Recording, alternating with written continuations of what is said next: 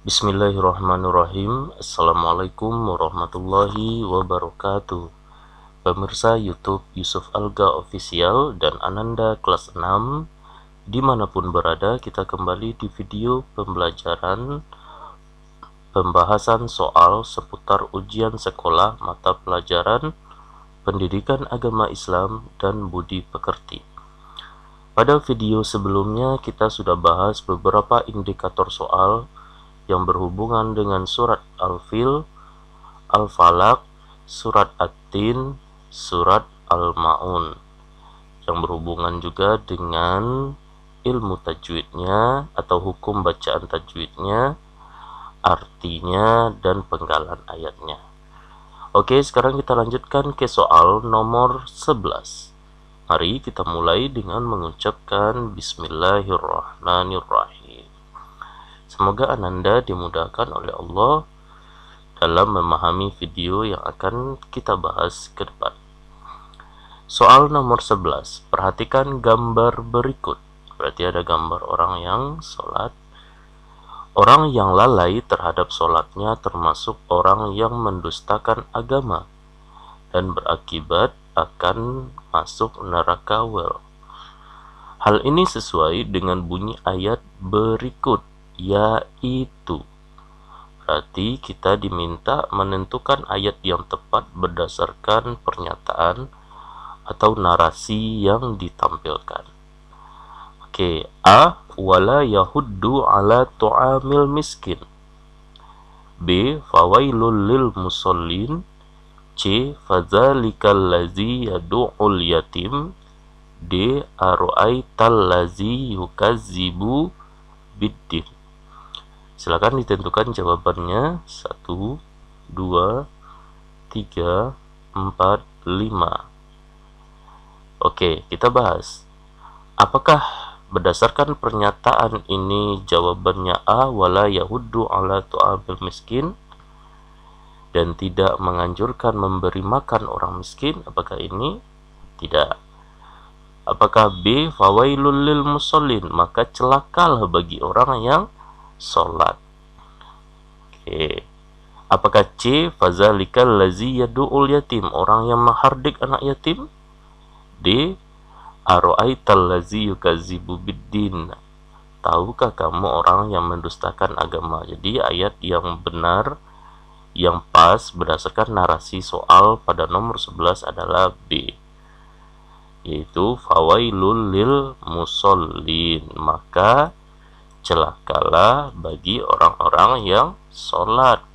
Orang yang sholat bagaimana? Yaitu salah satunya adalah orang yang melalaikan sholatnya, atau orang yang sholat tidak karena Allah Subhanahu wa Ta'ala, tapi mengharapkan pujian dari orang lain. Oke, untuk soal nomor 11 jawabannya adalah B, maka celakalah bagi orang-orang yang sholat. Oke, berikutnya kita lanjutkan ke nomor 12. Perhatikan ayat berikut. Ya ayyuhallazina amanu jtanibu katsiran minazzon. Hukum tajwid pada ayat yang bergaris bawah pada ayat di atas adalah A. Izhar safawi, B. Madlin, C. Mad jaiz munfasil, D. Mad wajib muttasil. Tentukan jawabannya. 1, 2, 3, 4, 5. Oke, kita bahas. Yang ditanya adalah ya ayyuha. Di sini ada ya ini berakhiran mat tobi'i, ada alif. Kemudian setelah itu berjumpa dengan huruf alif, pada kata yang berbeda.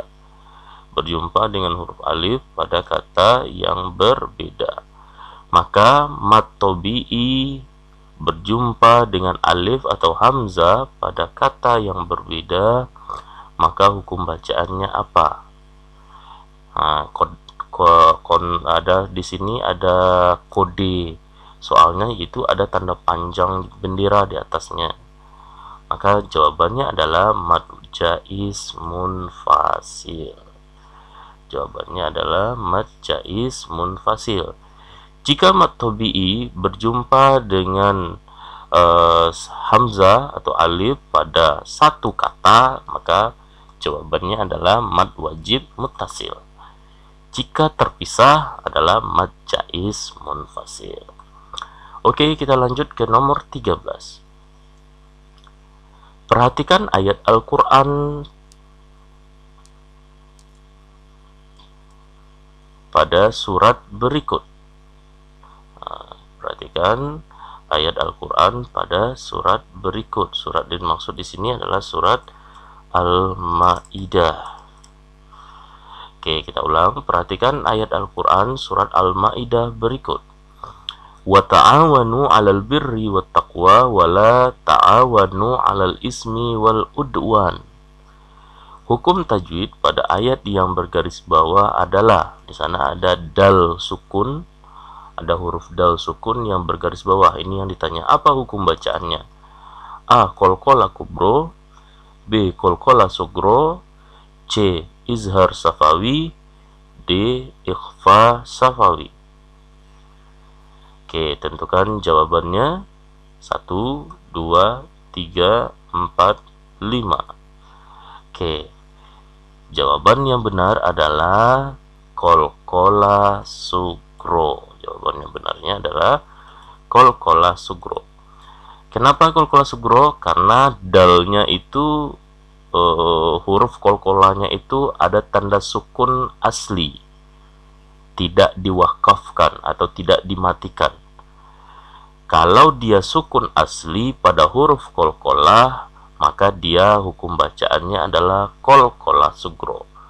Tetapi kalau dia itu berbaris, ada barisnya fathah, kasroh, atau dhamma, maka kita wakafkan dia atau kita matikan huruf akhir pada qalqalah tersebut, maka itu disebut qalqalah kubro. Jadi itu perbedaannya. Oke, jadi untuk nomor 13 jawabannya adalah qalqalah sugro. Kita masuk ke soal 14. Perhatikan potongan ayat dan arti berikut. Perhatikan potongan ayat dan arti berikut. Nomor 1. Ayatnya, inna akramakum indallahi atqakum. 2. Ya ayyuhan nasu inna khalaqnakum min zakarin wa unsa. 3. Waj'alnakum su'ubaw wa qabaila lita'arafu.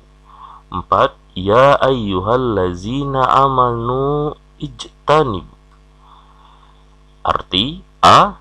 Kemudian kami jadikan mereka berbangsa-bangsa dan bersuku-suku agar kamu saling mengenal. B. Wahai manusia, sesungguhnya kami telah menciptakan kamu dari seorang laki-laki dan seorang perempuan. C.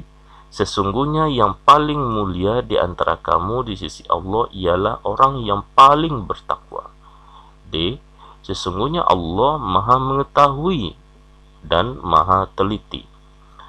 Berdasarkan ayat dan arti di atas, pasangan potongan ayat dan arti yang benar pada tabel di atas adalah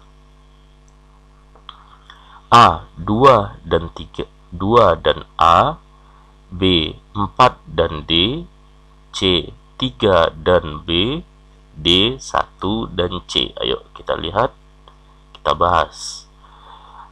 Nomor 1, inna akramakum indallahi atqakum. Apa artinya? Artinya adalah sesungguhnya yang paling mulia di antara kamu di sisi Allah adalah orang yang bertakwa. Berarti A jawabannya kurang tepat. Nomor 2, yang B, 4 dan D. 4 dan D. 4 itu ya ayyuhallazina amanu jtanibu. wahai orang-orang yang beriman. Wahai orang-orang yang beriman. Oke, ijtanibu, jauhilah berbagai prasangka. Apakah jawabannya ada di sini? Tidak. Jadi untuk B kurang tepat. C, nomor 3, waja'alnakum su'ubaw wa qabaila lita'arafu, dan kami menjadikan kamu berbangsa-bangsa dan bersuku-suku agar saling mengenal. Oke, jadi 3 dan B kurang tepat. Tidak tepat jawabannya. Berikutnya D, 1 dan C. 1 dan C. Inna akramakum indallahi atqakum. Inna akramakum indallahi atqakum. Jawabannya adalah sesungguhnya yang paling mulia di antara kamu di sisi Allah adalah orang yang paling bertakwa. Berarti untuk soal nomor 14 jawaban yang tepatnya adalah D, 1 dan C. Ayat pada nomor 1 dan artinya pada huruf C. Oke, kita lanjutkan soalnya ke soal nomor 15. Bacalah ayat di bawah ini. Qul ya ayyuhal kafirun. 2. Alam yaj'al kaidahum fi tadlil. 3. La a'budu ma ta'budun. 4. Alam tara kaifa fa'ala rabbuka bi ashabil fil. 5. Wahazal baladil amin. Berdasarkan ayat di atas, ayat yang terdapat pada Al-Quran surat Al-Kafirun terdapat pada nomor A1 dan 2, B1 dan 3, C1 dan 4, D1 dan 5. Mana dia? Silakan dicermati. 1, 2, 3, 4, 5. Oke, kita bahas. Nomor 1, Qul ya ayyuhal kafirun. Apakah bagian dari surat Al-Kafirun? Ya, benar. Apakah bagian dari surat Al-Kafirun? Ya, benar. Ini adalah salah satu surat dari Al-Kafirun. Nomor 2, Alam yaj'al kaidahum fi tadlil. Apakah bagian dari Al-Kafirun? Tidak, ini dari surat Al-Fil. La a'budu ma ta'budun. Apakah ini bagian dari surat Al-Kafirun? Ya, benar. Ini bagian dari surat Al-Kafirun. Alam taro kaifa fa'ala rabbuka bi ashabil fil. Apakah dari Al-Kafirun? Tidak, Al-Fil. Wahazal baladil amin. Apakah bagian dari Al-Kafirun? Tidak, ini adalah bagi surat At-Tin. Jadi jawabannya adalah 1 dan 3. Berarti jawabannya adalah B. Oke, kita lanjutkan ke nomor 16. Ayat lakum dinukum waliyadin, yang berarti untukmu agamamu dan untukku agamaku. Solusi dalam menyelesaikan masalah-masalah sosial sesuai dengan kandungan ayat di atas. Berarti permasalahan sosial yang ada sekarang ini, salah satunya atau salah satu solusinya adalah dengan memahami dan mentadabburi ayat lakum dinukum waliyadin, untukmu agamamu dan untukku agamaku. Berdasarkan konteks ini yang terjadi di Indonesia belakangan ini, maka sikap yang tepat berdasarkan ayat ini adalah A. Memaksa teman, tetangga, sekelompok orang untuk masuk agama Islam. B. Menghormati teman, tetangga yang berbeda agama dan keyakinan. C. Mengusir orang-orang yang berbeda akidah dengan kita. D. Ikut serta dalam peribadatan agama Kristen, Hindu, Buddha selagi mereka mau mengikuti ajaran agama Islam. Oke, tentukan jawabannya.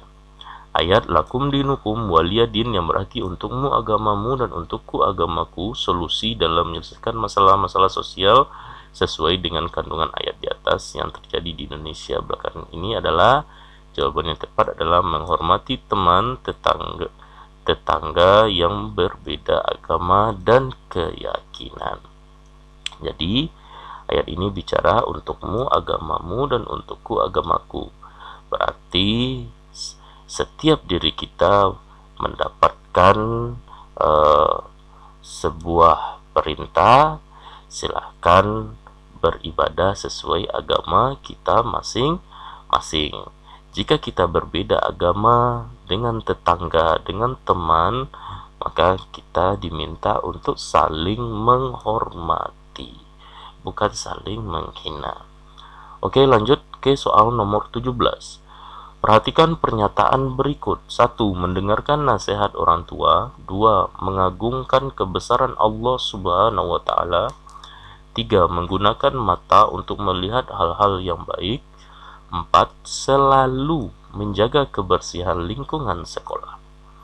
Pernyataan yang sesuai dengan Asmaul Husna Al-Basir adalah, maka Ananda harus tahu dulu apa arti Asmaul Husna Al-Basir. Al-Basir itu artinya adalah maha melihat. Al-Basir itu artinya adalah maha melihat. Kalau maha melihat, berarti Allah bisa melihat semua ciptaannya, bisa melihat makhluk ciptaannya, baik yang tampak oleh mata maupun yang tersembunyi. Bahkan yang tersembunyi di dalam hati pun bisa dilihat oleh Allah Subhanahu wa Ta'ala.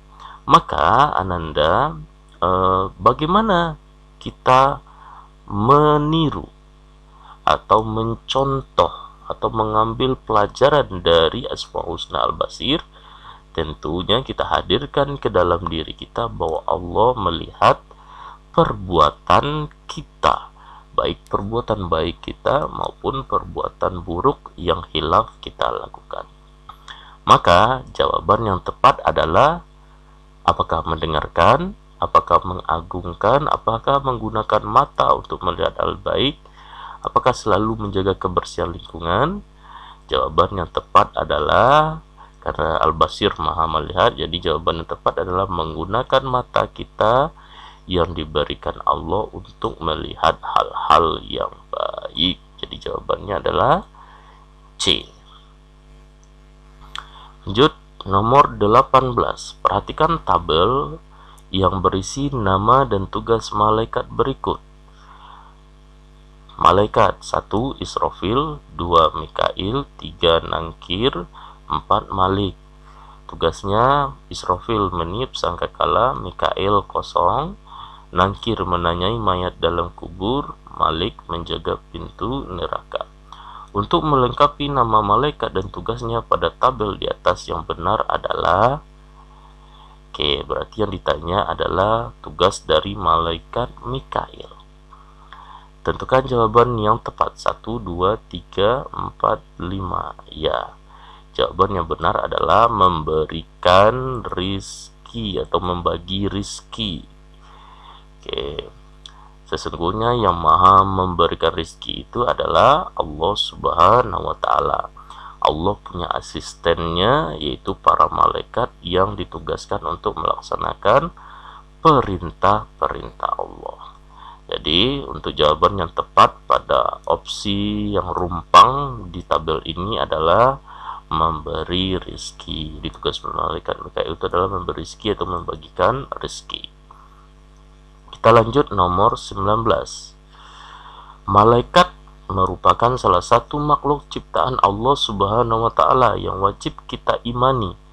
Sebagai bentuk iman, kita wajib meyakini bahwa hari kiamat nanti pasti akan datang.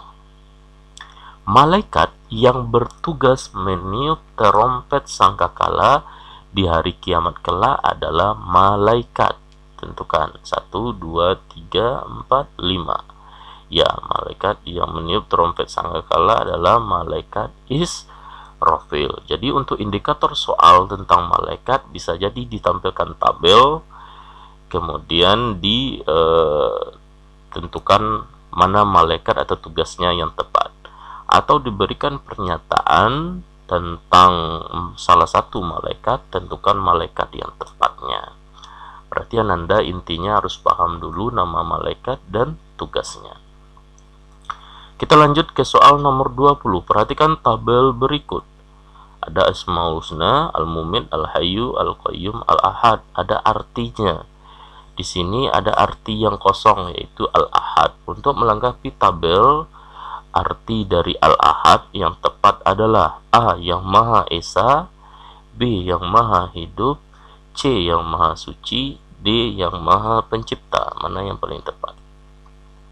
1, 2, 3. Ya, yang tepat adalah Yang Maha Esa. Yang Maha Esa. Oke. Kita lanjut ke soal nomor 21. Perhatikan pernyataan berikut ini.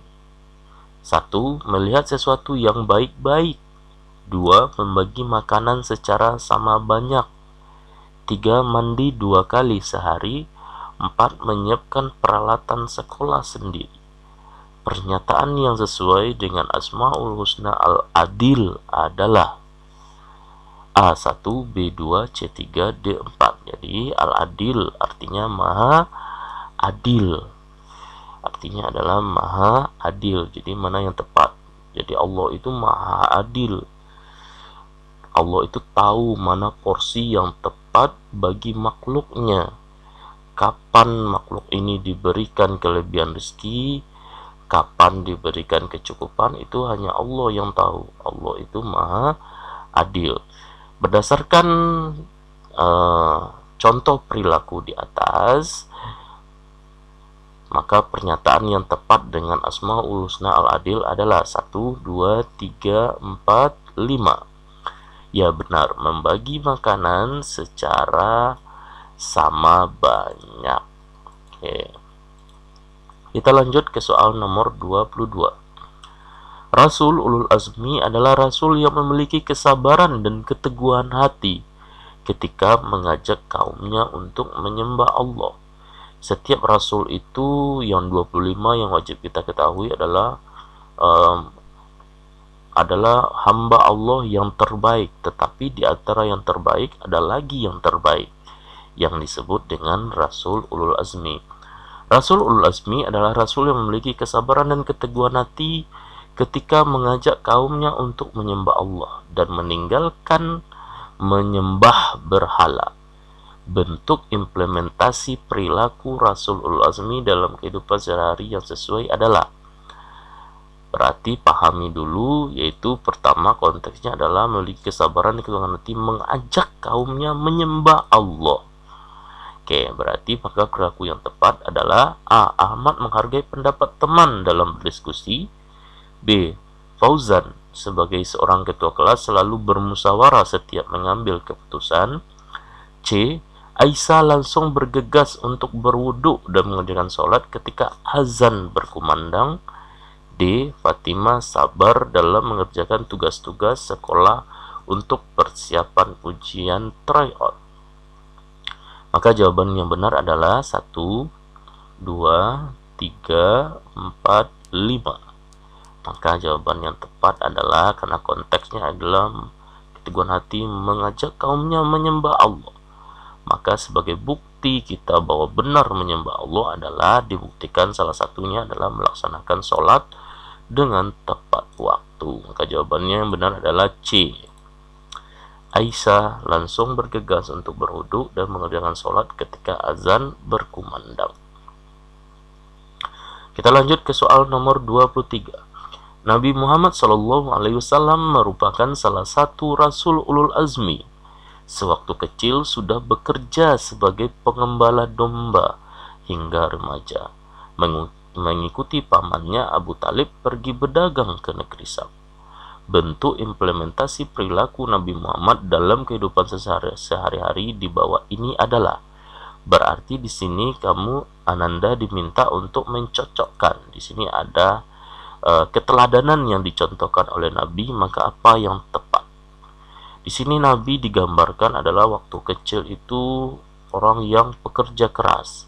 Sewaktu kecil sudah bekerja sebagai pengembala domba hingga remaja. Kemudian mengikuti mengikuti pamannya Abu Talib pergi berdagang ke negeri Sam. Berarti perilaku atau keteladanan yang tepat adalah A. Mencontek ketika sedang ujian tryout, maka tidak tepat, akan menyalahi, karena bahwa Nabi Muhammad itu salah satu sifatnya adalah sidik, jujur perkataannya, jujur perbuatannya. Jadi kalau mencontek berarti tidak jujur perbuatannya, tidak benar perbuatannya. B. Sering terlambat datang ke sekolah, berarti ini kurang tepat, karena yang digambarkan adalah Nabi Muhammad itu adalah orang yang pekerja keras, rajin. Oke. Berikutnya C. Tidak mengerjakan PR, kurang tepat. D. Belajar sungguh-sungguh untuk mencapai cita-cita, ini baru tepat. Jadi jawabannya adalah D. Jadi nanti akan ditampilkan beberapa kisah atau keteladanan tentang Rasul Ulul Azmi. Maka nanti Ananda diminta bagaimana perilaku keteladanan yang tepat dalam kehidupan sehari-hari kita dalam mencontoh kehidupan Nabi tersebut. Lanjut, nomor 24. Allah Subhanahu wa Ta'ala mewahyukan kitab-kitabnya kepada para nabi dan rasul.